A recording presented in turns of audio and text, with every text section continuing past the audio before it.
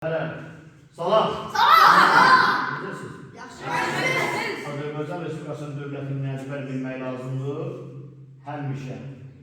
Azərbaycan Respublikasının dövlətini oxunanda işarə üstə durmaq, diqqət bayrağı olmalıdır. Aydındır. Azərbaycan Respublikasının dövlətini oxumağa başla.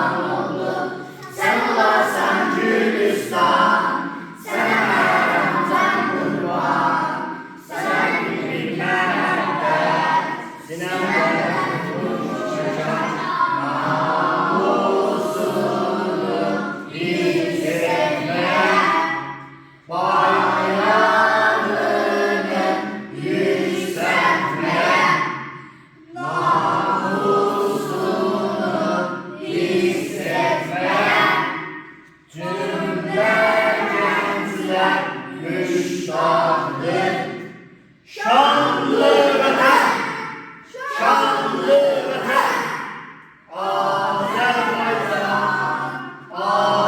Azərbaycan, Azərbaycan,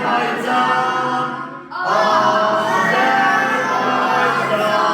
Alışdırın. Aziz dostlar, bu günləri yadına gələk. Bu günləri nə günüdür? Bu günləri zəfər günüdür. Bu zəfəri Azərbaycana yaşadan, Qarabağımızı azad edən şəhidlərimizə Allahdan rəhmət, qazilərimizə can sağlığı dilirik.